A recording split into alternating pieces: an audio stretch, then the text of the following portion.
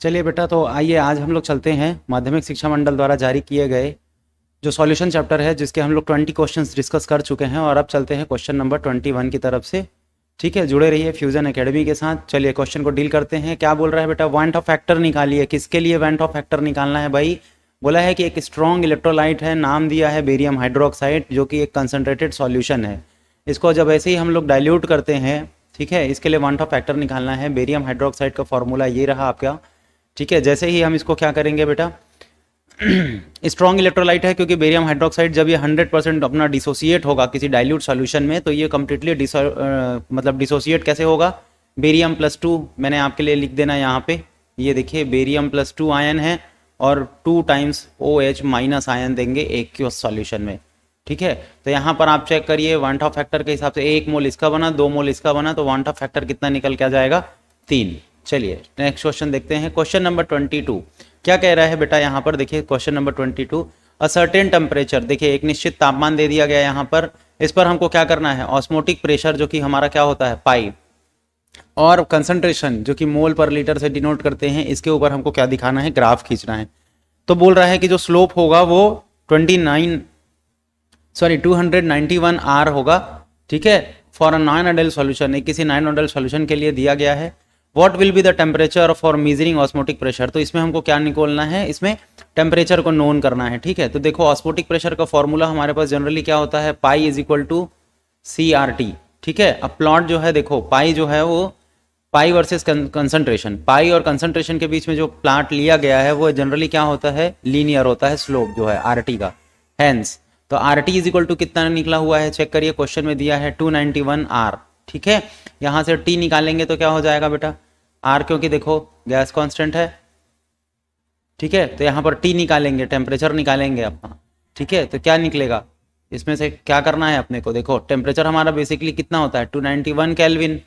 Yes, तो यहाँ पर दिया गया है 291 R मिला हुआ है, तो यहाँ टेम्परेचर कितना है? 291 केल्विन, और RT का वैल्यू कितना हो गया? 291 R। तो यहाँ से इसको क्या कर दो? 291 से 273 को माइनस कर देंगे, तो केल्विन में जो टेम्परेचर है उसको माइनस किया तो अपना डिग्री सेंटीग्रेड में क्या आ गया? टेम्परेचर जो है वो आ गया। तो राइट आंसर क्या होगा? 18 डिग्री सेंटीग्रेड। ठीक है, देखिए नेक्स्ट क्वेश्चन में पूछा है what will be the molecular formula of solute. इसमें हमको क्या निकालना है? मोलिकुलर फार्मूला निकालना है सॉल्यूट का। बोल रहा है कि इट्स फ्रीजिंग पॉइंट डिप्रेशन, इसका डिप्रेशन फ्रीजिंग पॉइंट दे दिया है 0.465 डिग्री सेंटीग्रेड, जबकि इसकी क्वांटिटी दी गई है 1.8 ग्राम सब्सटेंस जो है, और एम्पिरिकल फार्मूला इसका निकल के आ गया है CH2O। ये इसका एम्पिरिकल फार्मूला दिया है, डिजॉल्व है किसमें? 40 ग्राम में। तो इसका KF का वैल्यू कितना होता है वाटर के लिए? 1.86। तो अब सीधी सीधी बात है बेटा, फ्रीजिंग पॉइंट डिप्रेशन कांस्टेंट दिया है, मतलब ΔTF वाला फार्मूला आप लगा दीजिए। तो जनरली क्या होता है ये देखिए ध्यान से, ΔTF जो होता है वो डायरेक्टली प्रोपोर्शनल होता है मोलैलिटी के। अब इसका साइन हटाएंगे तो आप ΔTF लिखने के बाद क्या करेंगे? इक्वल KF, जिसको हम क्या बोलते हैं? Cryoscopic constant. ठीक है, तो ये KF साइन लग जाएगा, इनटू क्या कर दो? मोलैलिटी। बस आगे कुछ नहीं करना है, बाकी सब गिवन है। ΔTF यानी डिप्रेशन इन फ्रीजिंग पॉइंट कितना दिया हुआ है देखिए बुक में, सॉरी क्वेश्चन में, ये एक्चुअली माइनस में है डिप्रेशन इन फ्रीजिंग पॉइंट। ठीक है, -0.465 डिग्री सेंटीग्रेड। KF की वैल्यू कितनी दी गई है वाटर के लिए? 1.86। करना कुछ नहीं है अब आपको, मोलैलिटी से हम लोग क्या निकालेंगे? फॉर्मूला निकाल लेंगे। ठीक है, तो देखो 0.46 ये ΔTF की वैल्यू आ गई, यहाँ पे फॉर्मूला में पुट करना है गिवन वैल्यूज़ को। तो 0.465 इज इक्वल टू कितना हो गया? 1.86 इंटू 1.8 M। कितना है इसका मास दिया गया है? देखिए वाटर का 1.8। ठीक है, जो भी सब्सटेंस दिया गया है उसका, और 40 इसका क्या हो गया? मॉलिकुलर मास, इनटू क्या कर दो? 1000। मोलैलिटी का फॉर्मूला तो आप सबको मालूम है, यस और नो? तो यहाँ पर से हम क्या निकाल लेंगे? यहाँ से मोलैलिटी को कैलकुलेट करेंगे तो पूरा फॉर्मूला क्या हो जाएगा? देखिए 1.86.18। देखो ये सीधा सीधा करना कुछ नहीं है बेटा, एक्चुअली ये डिवाइडेड बाई M था, ये ऐसे करके तो ये नीचे चला जाएगा इस फॉर्मूला में।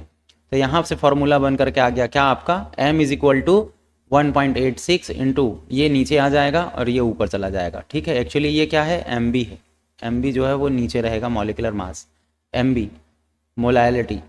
ठीक है, अब ध्यान से समझिए, मॉलिक्यूलर फार्मूला हमको निकालना है, तो सबसे पहले मोलैलिटी कैलकुलेट कर लेते हैं। मोलैलिटी कैलकुलेट करने के लिए आपके पास देखो ओवरऑल पूरा फार्मूला यहाँ पे आपका रखा गया, कितना हो जाएगा 1.86 into 1.8 divided by 0.465 into 40 into 1000। ये आप पूरा कैलकुलेट करिए इसको, आपका सीधा सीधा आंसर आ जाएगा यहाँ पर 180/30 इज इक्वल टू कितना 6।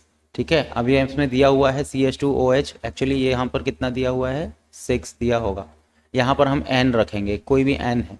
ठीक है, जैसे अब इम्पिरिकल फार्मूला गिवन है कितना CH2O, इसमें हम लोग क्या रखेंगे, एम्पिरिकल फार्मूला में ये n की वैल्यू रख देंगे, ये n की वैल्यू रखाई तो कितना निकल के आ जाएगा, देखिए ध्यान से। इस एम्पिरिकल फार्मूला में अगर हम n की वैल्यू रखें तो c कितने टाइम, सीधे सीधे 6 का इंटू कर दो तो c कितना हो जाएगा 6 टाइम H2 कितना हो जाएगा H12 और O कितना हो जाएगा 6। सो जो right molecular formula is glucose. ठीक है, C6H12O6। ठीक है, नेक्स्ट क्वेश्चन की तरफ चलते हैं। क्वेश्चन नंबर 24 क्या कहता है, देखिए if the density of the solution of acetic acid is 2.5 m। क्या दिया है, डेंसिटी दे दिया गया है सॉल्यूशन एसिटिक एसिड की। ठीक है, कितना 2.05 m and the solution density, और सॉल्यूशन की डेंसिटी कितनी दी गई है 1.0 ग्राम पर ml। तो इसकी मोलैरिटी निकालनी है सॉल्यूशन की। तो क्या बोल रहा है बेटा, देखो कैसे डील करेंगे इस क्वेश्चन को। 0.25 m, सॉरी मैं आगे बढ़ गया, 0.25 m जो है वो हमारा क्या है सॉल्यूशन है, यानी कितना 1 लीटर का सॉल्यूशन बना हुआ है। ठीक है, 1 लीटर के सॉल्यूशन में कितना है 0.205 मोल्स। अगर इतनी मोलैलिटी है इसका मतलब क्या, 1 लीटर में इतने ही नंबर ऑफ मोल घुले हुए हैं एसिटिक एसिड के। मॉलिक्यूलर वेट कितना होता है एसिटिक एसिड का, तो 60 ग्राम। मास ऑफ एसिटिक एसिड निकालो, मास कैसे कैलकुलेट करोगे, तो ये आपका कितने नंबर ऑफ मोल है प्लस इसका गिवन वेट है, उसमें इसको इंटू करेंगे तो कितना मास निकल के आ गया 123 ग्राम। डेंसिटी दी गई है सॉल्यूशन की कितनी 1.02, ये सॉल्यूशन की डेंसिटी दी गई है। यानी कहने का मतलब क्या हुआ, सॉल्यूशन कितने लीटर का है 1 लीटर यानी 1000 ml का, तो मास ऑफ सॉल्यूशन कितना हो जाएगा, तो 1.0 ग्राम पर ml इंटू कितना 1000 तो 1020 ग्राम, ये निकल के आ जाएगा। अब हमको क्या निकालना है, मास ऑफ वाटर निकालना है। तो क्या करो बेटा, तो इसमें से टोटल मास ऑफ वाटर कितना है, तो 1020 माइनस क्या कर दो 123 ग्राम, तो आपको कितना निकल के आ जाएगा 897 ग्राम निकल के आ गया। अगर इसको आप ग्राम में लेते हैं तो 897 ग्राम आ गया, किलोग्राम में कन्वर्ट कर दो तो 0.897 ग्राम आ गया।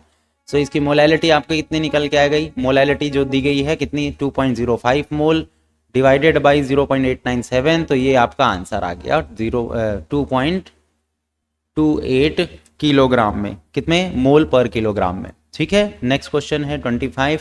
ऑक्जेलिक एसिड जिसका मॉलिकुलर इक्विवेलेंट रेट दिया गया है 63, जिसको 500 ml में डिजोल्व किया गया है। क्या कह रहा है क्वेश्चन कि अगर 0.63 ग्राम उसका यूज़ किया गया है तो नॉर्मेलिटी इसका क्या करना है, नोन करना है।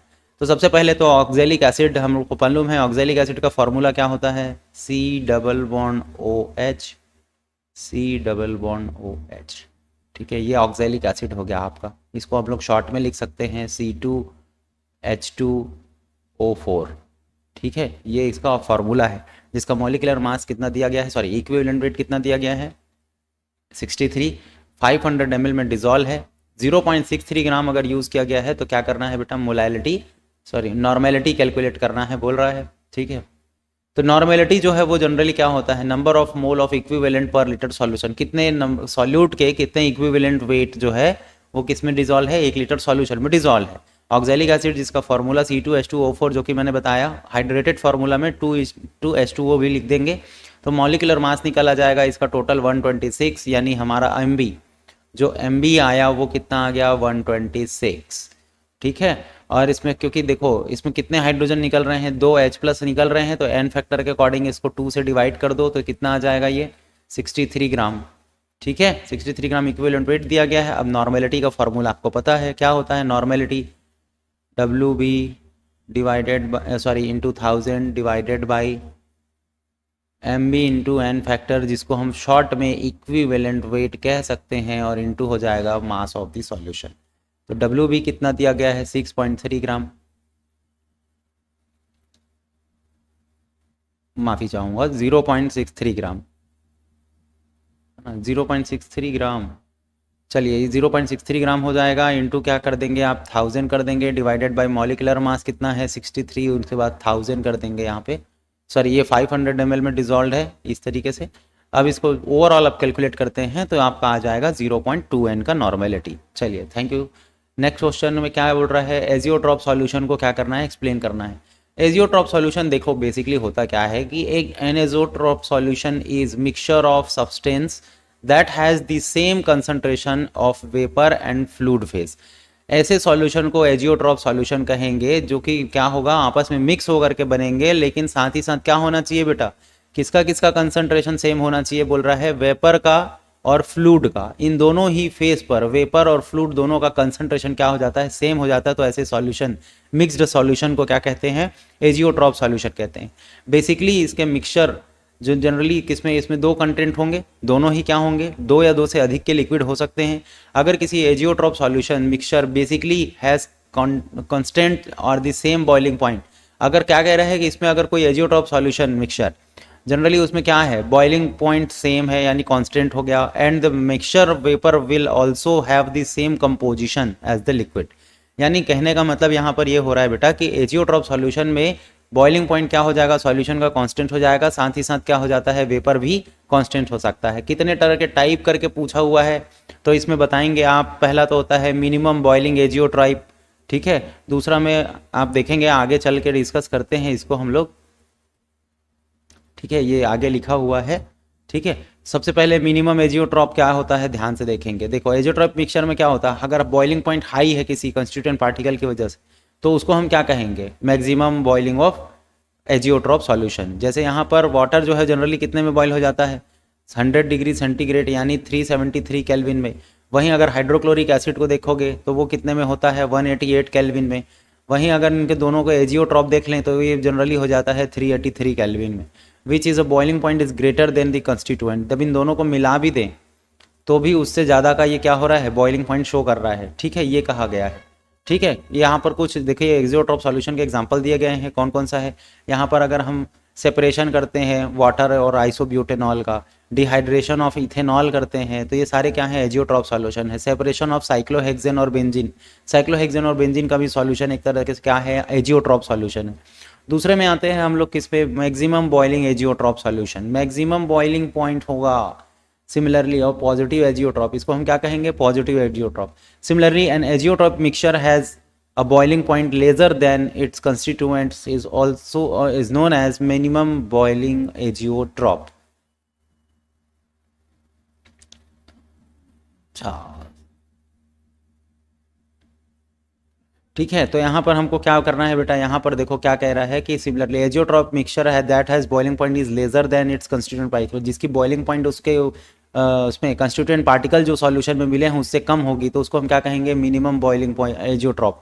कंसीडर, जैसे मान लो एक एग्जांपल ले लेते हैं, ethanol consisting of a weight concentration of approximately 95%। देखो ये मैं कह रहा है कि 95% जो है वो क्या हो गया है, इथेनॉल है, और 4% इसमें क्या है, वाटर है, ठीक है, nearly. Water boiling point, water जो है वो तो 100 डिग्री में बॉईल हो जाएगा, लेकिन इथेनॉल जो है वो 351 केल्विन पे बॉईल होता है, जबकि एजियोट्रॉप सॉल्यूशन जो है वो कितने में होना चाहिए बोल रहा है, 351.15, जबकि ये कितना है 351.5, इसलिए इसका बॉइलिंग पॉइंट क्या हो जाता है, कम हो गया है। हेट्रोजीनियस और होमोजीनियस क्या कह रहा है, ऐसे एजियोट्रॉप सॉल्यूशन में क्या होता है बेटा कि azeotrope solution percentage, when azeotrope solution are present in mixture constituent particle और नॉट फुली मिस्किबल, अगर दोनों लिक्विड क्या हैं आपस में मिस्किबल नहीं है तो हम उसको क्या कहेंगे, हेट्रोजीनियस। मिस्किबल और इमिस्किबल का मतलब क्या है, ऐसे दो लिक्विड जो आपस में बहुत अच्छे से मिल जाएं, जैसे आप मिल्क और क्या, वाटर, ये दोनों को आप अच्छे से क्या कर सकते हैं, मिला सकते हैं, मिक्स कर सकते हैं। लेकिन यहाँ पर हेट्रोजीनियस मिक्सचर किसको बोलेंगे, ऑयल और वाटर। ऑयल प्लस वाटर का जो सॉल्यूशन बनेगा वो क्या होगा आपका, दो अनमिक्सेबल लिक्विड है, इनको कितनी भी कोशिश करो मिलेगा नहीं, तो ऐसे एजियोट्रॉप सॉल्यूशन को क्या कहेंगे, हेट्रोजीनियस। और अगर दोनों का फेज सेम है, दोनों ही लिक्विड हैं और मिक्सेबल लिक्विड है, तब उनको क्या कहेंगे, होमोजीनियस, ठीक है। Azeotrope based on the number of constituent particles, क्या क्या हो सकते हैं, देखो चौथा जो पार्टिकल है वो कंस्टिट्यूएंट पार्टिकल्स के आधार पे हो सकते हैं। जैसे बाइनरी एजियोट्रॉप, ये जनरली क्या होते हैं, 2 कंस्टिट्यूएंट एजियोट्रॉप होते हैं, ठीक है। टर्शनरी एजियोट्रॉप जो है वो जनरली क्या होंगे, मोर देन 3 एजियोट्रॉप सॉल्यूशन का कंस्टिट्यूएंट सॉल्यूशन होता है, ठीक है। तो इस तरीके से आप एजियोट्रॉप सॉल्यूशन को बता सकते हैं। इसमें कह रहा है नेक्स्ट क्वेश्चन में, what is elevation of what is elevation of boiling point, how addition of non volatile solute elevates the boiling point, explain it with the help of the graph। क्या कह रहा है बेटा ये कि बॉइलिंग पॉइंट बेसिकली, यानी कौन सा बॉइलिंग पॉइंट पूछ रहा है, इलेवेशन ऑफ बॉइलिंग पॉइंट किसको कहते हैं। अगर आप कोई नॉन वोलेटाइल सॉल्यूट डाल देते हैं तो बॉइलिंग पॉइंट क्यों इलेवेट हो जाता है, ग्राफ के माध्यम से समझाइए कह रहा है। तो generally elevation of boiling point क्या होता है बेटा, आप यहाँ पर एक छोटा सा डायग्राम देखें जिसमें मैं क्या ले जा रहा हूँ। देखिए आप यहाँ पर कुछ चीज़ें देखेंगे, यहाँ पर क्या लिखा हुआ है, आपका एटमॉस्फेरिक प्रेशर लिखा हुआ है, ठीक है। डायग्राम को थोड़ा सा ध्यान से समझेंगे, यहाँ पर आपका एटमॉस्फेरिक प्रेशर लिखा है, ये है आपका वेपर प्रेशर और ये आपका टेम्परेचर इधर पे, ठीक है। तो यहाँ जनरली हो क्या रहा है, कभी भी कोई लिक्विड अगर बॉईल होती है तो वो किस तरीके से बॉईल होगी, थोड़ा सा इस चीज़ को सोचेंगे कि अगर ये लिक्विड बॉईल हो रही है, जैसे मान लीजिए प्योर वाटर लिया मैंने, अब ये देखिए ये वाटर जो है मान लीजिए हमारे रूम टेम्परेचर यहाँ पे मान लीजिए हमारा कितना हो रहा है 28 डिग्री, 28 डिग्री यहाँ पे मान लीजिए टेम्परेचर हो रहा है, ठीक है ना। 28 डिग्री से इसको हम लोग गर्म करना चालू करते हैं, टेम्परेचर बढ़ते चले जाता है। तो जब ये इसका लिक्विड का यानी वाटर का वेपर प्रेशर जो है वो कम्प्लीटली एटमॉस्फेरिक प्रेशर के नज़दीक पहुँच जाता है, ये देखिए अभी तक मैं एटमॉस्फेरिक प्रेशर में पहुँचा नहीं हूँ, जैसे ही ये एटमॉस्फेरिक प्रेशर को टच करेगा लिक्विड जो है बॉयल होना चालू हो जाता है। तो दो पर्टिकुलर टेम्परेचर क्या कहलाएगा, ये मान लीजिए हम लोग ले लेते हैं इनिशियल टेम्परेचर T1। अब इसमें हमने सॉल्यूट डाल दिया थोड़ा सा अमाउंट, आप कितना भी ग्राम ले सकते हो, अब उसको वापस से इसी टेम्परेचर से गर्म करना चालू करते हैं। तो ये देखिए 100 डिग्री सेंटीग्रेड पर मान लीजिए अगर इसको ले लें तो 100 डिग्री सेंटीग्रेड पर देखिए ये उसके वेपर जो है वेपर प्रेशर जो है वो उसके एटमॉस्फेरिक प्रेशर को टच नहीं किया। सॉल्यूट के ही प्रेजेंस के कारण क्या हो गया, ये टेम्परेचर बढ़ गया कहीं और जा करके।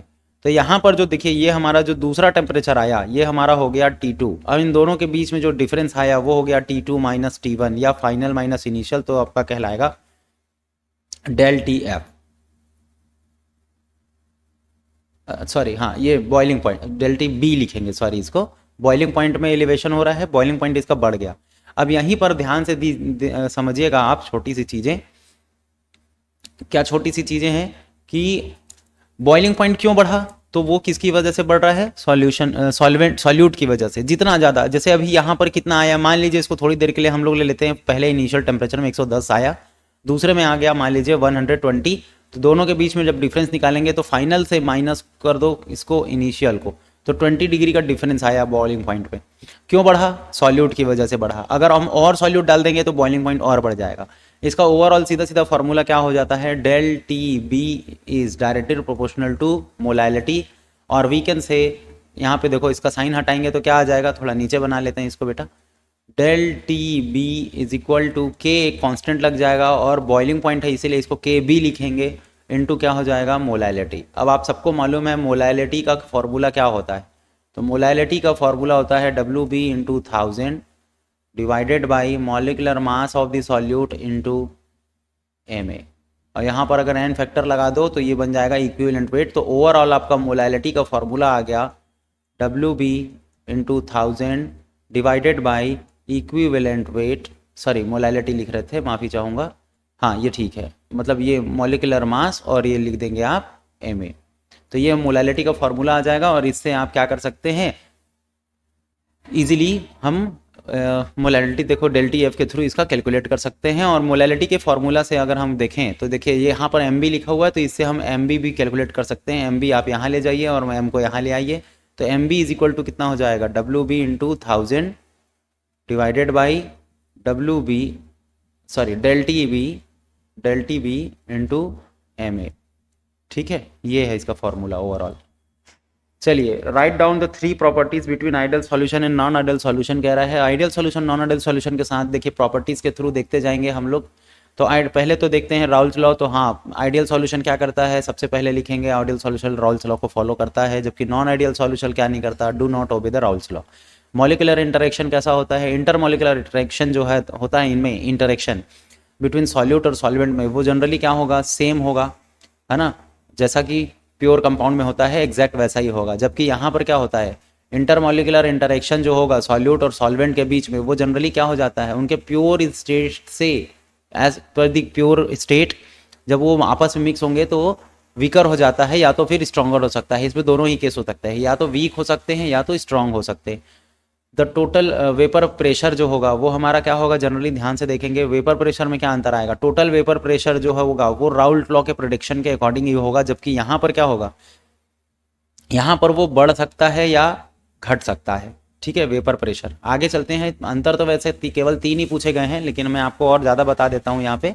देखो एंथैल्पी, जब भी हम सॉल्यूशन को क्या करें, मिक्स करें, तो एंथैल्पी जो होगी वो डेल H1 और डेल H2 इन दोनों के बीच में अगर हम देखें तो H2 माइनस H1 क्या होना चाहिए, जीरो होना चाहिए कंप्लीटली मिक्सिंग करें तो, जबकि नॉन आइडियल सॉल्यूशन में ये कंडीशन नहीं होती है, मिक्स नहीं होता, del H mixing is equal to is non equal to the zero हो जाता है।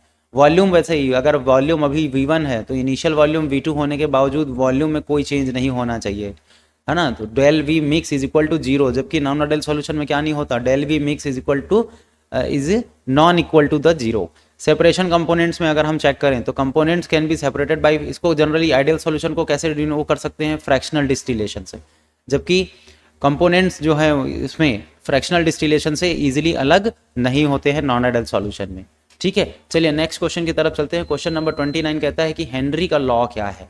अब हेनरी लॉ जनरली क्या होता है बेटा, कि हेनरी लॉ जो कहता है, Henry law explains the solubility of any gas, कोई भी अगर गैस डिजॉल्व है, मान लीजिए इतने ग्राम गैस को डिजॉल्व कर रहे हैं, तो उस पर वो प्रेशर लगेगा, उसके ऊपर वो डायरेक्टली प्रोपोर्शनल होता है, यानी जितना आप प्रेशर लगाएंगे उतना ही गैस जो है वो जनरली डिजॉल्व हो पाएगा लिक्विड में, ठीक है। तो वही हेनरी लॉ का कहना था कि अगर किसी लिक्विड सॉल्यूशन में पार्शियल प्रेशर और, हाँ ठीक है, तो पहले तो ये बात कर लेते हैं, हेनरी ने क्या कहा कि जो द अमाउंट ऑफ गैस है वो डायरेक्टली प्रोपोर्शनल होगा इस पर लगाए गए प्रेशर के, और साथ ही साथ इसने ये कहा था कि जो प्रेशर होगा, वेपर प्रेशर बनेगा, वो जनरली क्या होगा, प्योर स्टेट में इसके पार्शियल वेपर प्रेशर और इसके मोल फ्रैक्शन के बराबर होता है, ठीक है। तो इसको हम ओवरऑल क्या लिख सकते हैं, pressure is directly proportional to concentration, ठीक है। जितना कंसंट्रेशन होगा, कहने का मतलब क्या, प्योर स्टेट में जितना वेपर प्रेशर देता है, साथ ही उसका मोल फ्रैक्शन। तो इसके लिए उन्होंने एक कांस्टेंट साइन निकाला हुआ है, कौन सा, KH, जिसको हम क्या कहते हैं, हेनरीज कांस्टेंट। चलिए देख लेते हैं, पार्शियल प्रेशर ऑफ गैस है ये,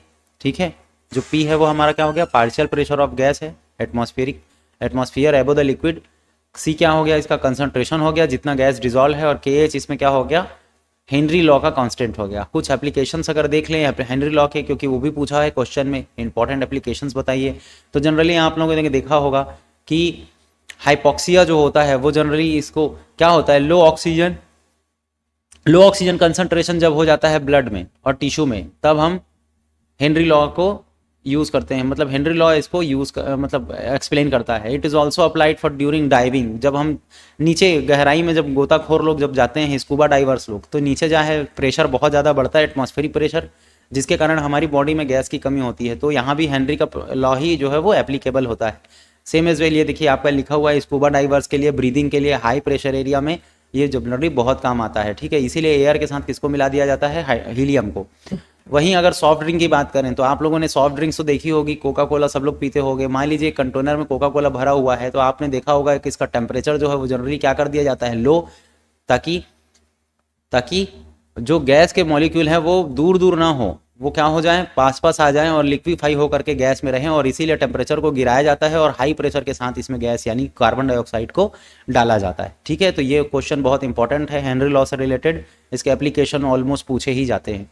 तो नेक्स्ट क्वेश्चन है क्वेश्चन नंबर 30। क्वेश्चन नंबर 30 क्या कहता है, राउल्ट लॉ। राउल्ट लॉ क्या है, यहाँ पर देखिए, राउल्ट लॉ क्या कहता है कि ये राउल्ट लॉ तो कहेगा, ये कहता है कि वेपर प्रेशर अगर किसी सॉल्वेंट का है, किस पर, सॉल्यूशन के ऊपर, ठीक है, अगर किसी सॉल्यूशन में सॉल्वेंट का वेपर प्रेशर होगा तो वो किसके इक्वल हो जाएगा, उसके वेपर प्रेशर के, और साथ ही साथ उसके मोल फ्रैक्शन के। यानी कहने का मतलब अगर किसी मिक्सचर को बनाया, ये हमने सॉल्यूशन बनाया जिसमें A वोलेटाइल है और B जो है वो नॉन वोलेटाइल हो गया, नॉन वोलेटाइल, तो according to the Raoult law क्या कहेंगे, यहाँ जो टोटल वेपर प्रेशर बनेगा वो किस पर डिपेंड होना चाहिए, PA और PB पे, यस और नो। अब यहाँ पर PB जो है वो क्या हो जाएगा, निग्लेजिबल हो जाएगा, क्योंकि नॉन वोलेटाइल है, और इसीलिए पूरा वेपर प्रेशर जो होगा, वो प्रेशर जो इसका पार्शियल वेपर प्रेशर होगा वाटर का, वो किस पर डिपेंड करेगा, वो तो ऐसे लगेगा जैसे वो प्योर स्टेट में है, तो पार्शियल प्रेशर भी किसके इक्वल हो जाता है, वो वेपर प्रेशर के प्योर स्टेट में, और साथ ही साथ उसके मोल फ्रैक्शन के, ठीक है। तो हम सॉल्यूशन में लिखेंगे pressure of the solution is equal to the mole fraction of solvent, और प्योर स्टेट में वेपर प्रेशर ऑफ सॉल्वेंट, जैसे यहाँ पर पी सॉल्यूशन है, क्या है, वेपर प्रेशर है सॉल्यूशन का। वहीं अगर एक्स को देखें तो क्या होगा, सॉल्वेंट का मोल फ्रैक्शन है।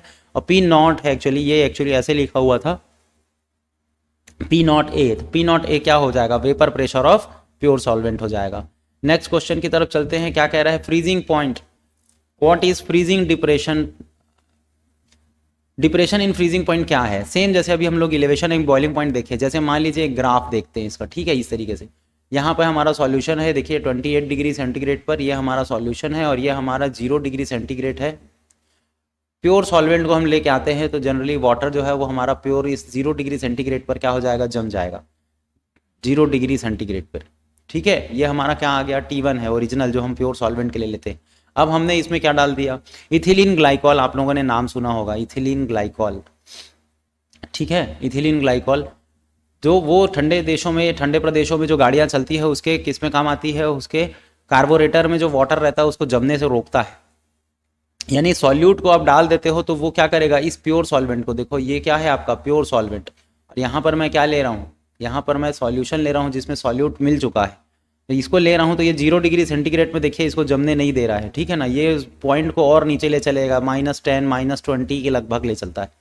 तो इन दोनों टेम्परेचर, ये हमारा टेम्परेचर आ गया -20 मान लीजिए आता है, तो ये हमारा T2 हो गया। तो TF कैसे निकालेंगे, फ्रीजिंग पॉइंट में डिफरेंस कैसे निकालेंगे, जो डेल निकालेंगे तो वो कितना हो जाएगा, T2 माइनस T1।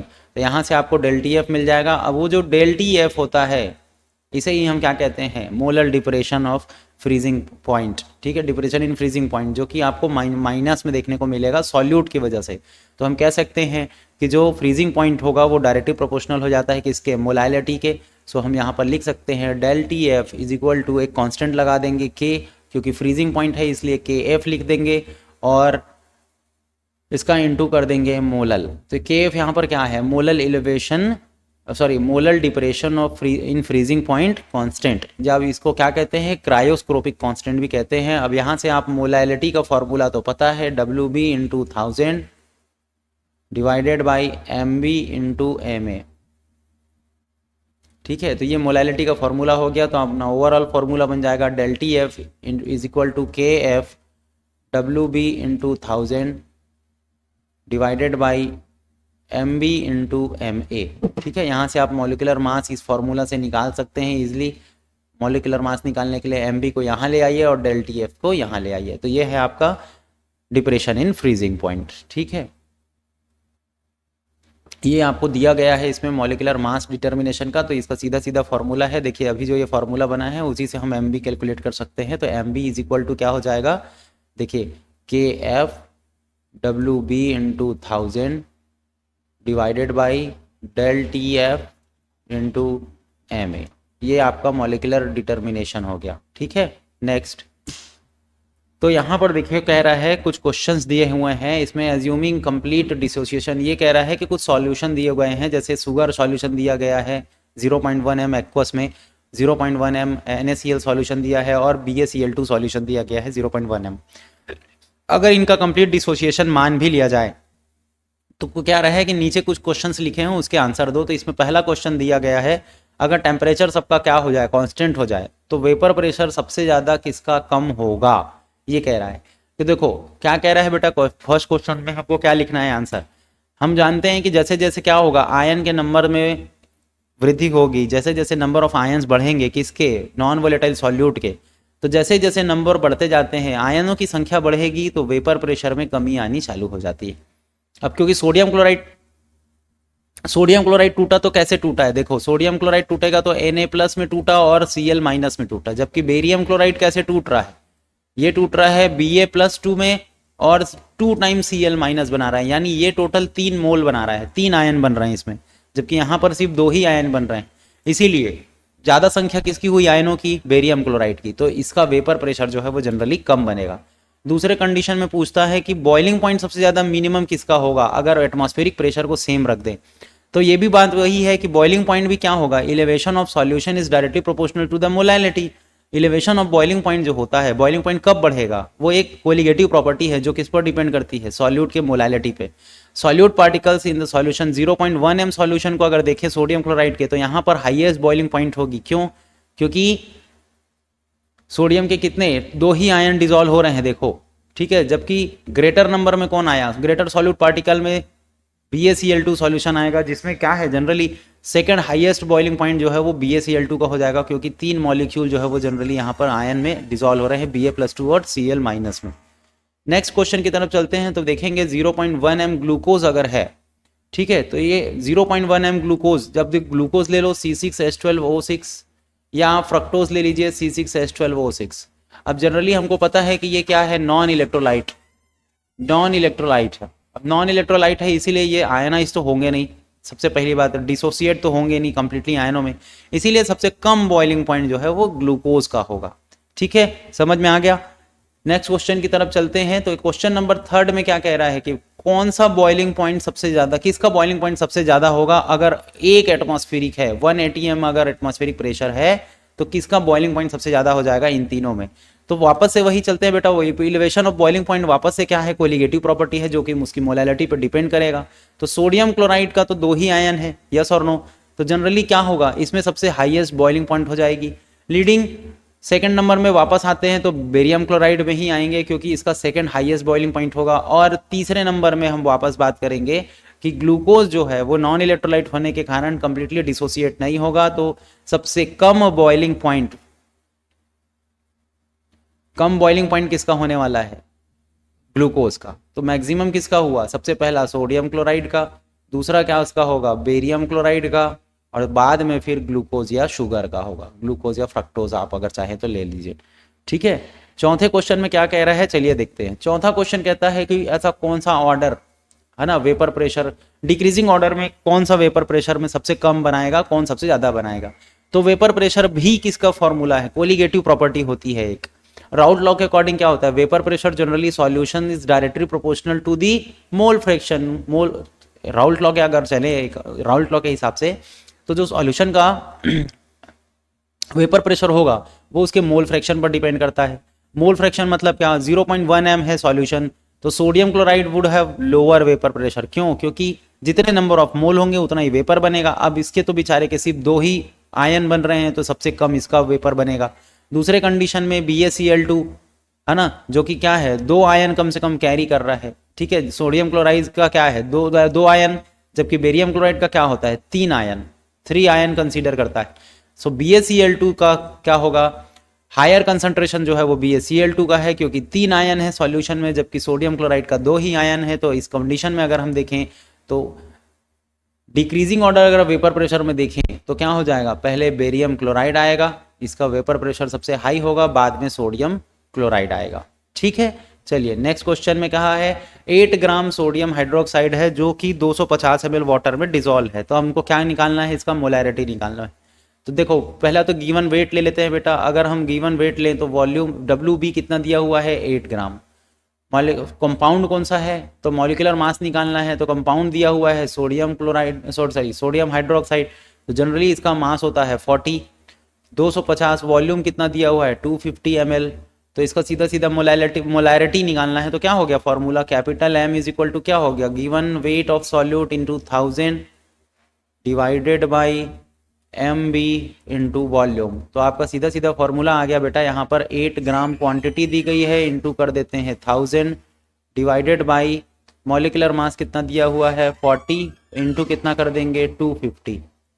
ठीक है, ये देखिए यहाँ से 0 कट गया, एक और 0 हम यहाँ से काट सकते हैं इस तरीके से, 5 से काट दीजिए, ये हो जाएगा 5 5 जा 25, 5 2 जा 2 1 जा 2 2 जा 2 1 जा 2 4 जा। अब यहाँ पर आ गया बेटा ये 4/5, तो आप इसको इजीली कर सकते हैं 0.8, ये इसका राइट आंसर आ जाएगा। मोलैरिटी जो है वो कितनी आ गई, सॉरी मोलैरिटी जो है वो 0.8। ठीक है, चलिए नेक्स्ट क्वेश्चन की तरफ चलते हैं। क्या कह रहा है 365 ग्राम HCl डिजॉल्व है 500 ग्राम में। फिर से ले लेते हैं, गिवन वेट है कितना 3.65, कौन सा कंपाउंड दिया है MB निकाल लेते हैं, HCl दिया हुआ है, हाइड्रोजन का कितना 1, इसका कितना 17.5, तो टोटल आ जाएगा 36.5। उसके बाद वॉल्यूम दिया गया है, सॉरी वॉल्यूम नहीं लेंगे, यहाँ पर हम MA लेंगे क्योंकि हमको मोलैलिटी निकालना है, तो ग्राम में दिया हुआ है 500 ग्राम। मोलैलिटी का फॉर्मूला फिर क्या लिखोगे, W B into 1000 divided by M B into क्या लिख देंगे, एम ए। डब्ल्यू बी कितना है 3.65 ग्राम इंटू कितना कर देंगे 1000 डिवाइडेड बाई मॉलिक्यूलर मास कितना है 36.5 और इंटू कितना है 500 ग्राम। तो ये तो सीधा सीधा काट दो इसको 2 टाइम्स, ठीक है। यहाँ से इसका पॉइंट हटाइए तो इधर 10 लग जाएगा, सॉरी 100 लग जाएगा, और यहाँ से इसका पॉइंट हटाएंगे तो ये 10 हो जाएगा। ये पूरा आपका सिस्टम कट गया, 10 1 जा 10 10 जा, तो इसका सीधा सीधा आंसर आ गया मोलैलिटी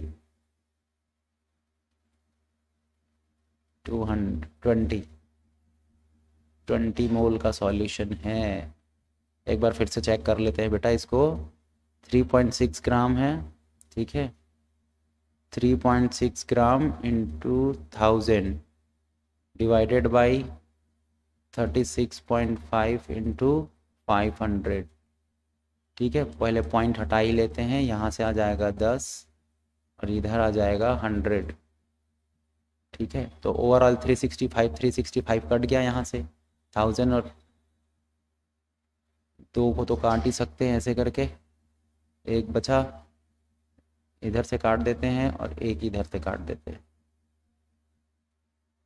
अरे कैसे हो रहा है भाई, एक बार फिर से बना के देखते हैं, रुको। 3.65 इंटू कितना करना है 1000 डिवाइडेड बाई 36.5 इंटू कितना कर दीजिए 500।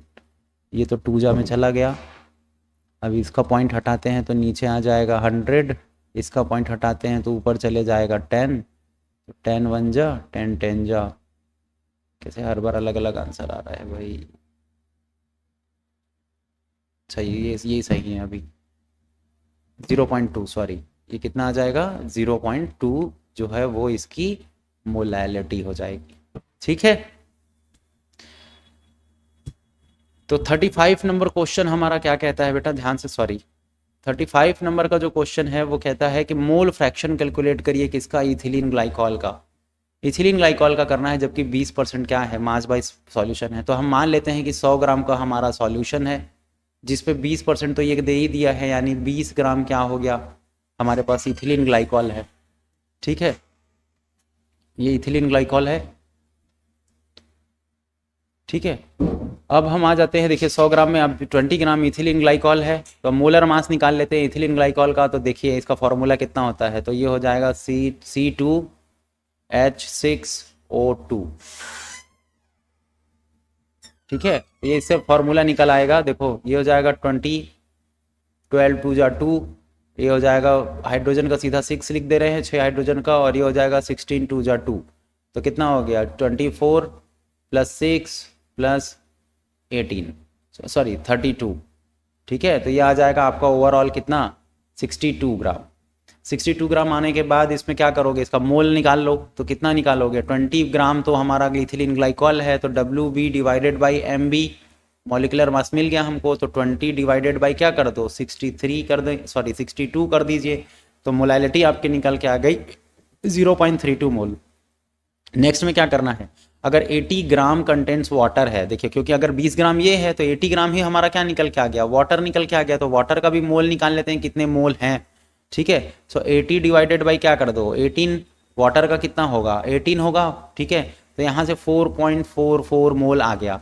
अब आपको पता है कि मोल फ्रैक्शन निकालना है, किसका निकालना है, इथिलीन ग्लाइकॉल का, यानी सॉल्यूट का निकालना है। तो फॉर्मूला लगा देंगे XB, जहाँ पर इथिलीन ग्लाइकॉल है B के लिए, ये हो जाएगा नंबर ऑफ मोल यानी NB डिवाइडेड बाई क्या कर दो Na + NB। तो ओवरऑल आपका फॉर्मूला NB कितना आया था आप चेक करिए, देखिए सॉल्यूट का कितना आया था 0.32 डिवाइडेड बाई कितना कर दो 0.32 + 4.44, तो ओवरऑल आपका निकल के आ जाएगा 0.068। तो ये है आपका मोल फ्रैक्शन, ठीक है। कितने में अभी नहीं निकला है, ठीक है। XB mole fraction of water निकालोगे तो वाटर का कितना हो जाएगा 1, ठीक है, 1 माइनस इतना कर देंगे तो आपका निकल के आएगा 0.932, ये मोल फ्रैक्शन है। नेक्स्ट क्वेश्चन है बेटा, calculate the percentage composition by mass when 300 gram of 25% solution of 400 gram 40% of solution by mass. क्या कह रहा है, परसेंटेज कंपोजिशन निकालना है। क्या कहेंगे, जब 25% का सॉल्यूशन बनाते हैं जिसमें 300 ग्राम है और 40% का सॉल्यूशन बनाते हैं जिसमें कि सॉल्यूट का अमाउंट 400 ग्राम है। तो पहले मास को निकाल लेते हैं। पहले सॉल्यूशन का 25% का सॉल्यूशन है बोल रहा है, तो क्या करेंगे 25 डिवाइडेड बाई 100 इंटू कितना ग्राम 300 ग्राम, तो कितना निकल आया पहले का 75 ग्राम। इसी मेथड से दूसरे का निकालेंगे तो कितना निकल आएगा 160 ग्राम। मिक्सिंग करेंगे जब सॉल्यूशन को तो दोनों को प्लस कर दीजिए तो कितना बन गया 235 ग्राम। टोटल मास ऑफ सब्सटेंस कितना हो जाएगा, देखिए 300 प्लस 400 कितना निकल आया 700 ग्राम। ठीक है, अब मास परसेंटेज निकालना है सॉल्यूट का फाइनल सॉल्यूशन में, तो कितना करोगे, तो इसका इतने सॉल्यूशन में करोगे तो 235 डिवाइडेड बाई 700, बस इतना कर दो तो आपका आंसर आ जाएगा 33.57% परसेंटेज। ठीक है, अब मास ऑफ सॉल्वेंट निकालना है तो क्या कर दो 100% के सॉल्यूशन में से 33% में को क्या कर देना है माइनस कर दो, तो जितना भी आया आपका कितना आएगा 60.43। एक बार आप लोग कैलकुलेट कर लीजिएगा न्यूमेरिकल्स को, तो ये आपका क्या निकल आया मास का किसका सॉल्वेंट का मास, और ये हो गया आपका सॉल्यूट का। ठीक है, नेक्स्ट क्वेश्चन है, लास्ट क्वेश्चन है। क्या कह रहा है 4 gram sodium hydroxide dissolve in 500 ग्राम। अभी इसको डील किए थे शायद, है ना, थोड़ी देर पहले। चलिए कोई नहीं, WB इज इक्वल टू कितना दिया है 4 ग्राम, और सोडियम हाइड्रोक्साइड दिया है तो MB लिख लेते हैं किसका, सोडियम हाइड्रोक्साइड का कितना होता है तो 40 होता है। और वॉल्यूम, अच्छा वॉल्यूम नहीं सॉरी मोलैलिटी निकालना है, तो ये मोलैलिटी के लिए क्या दिया गया है हमको, मास ऑफ द सॉल्वेंट दिया गया है कितना 500 ग्राम।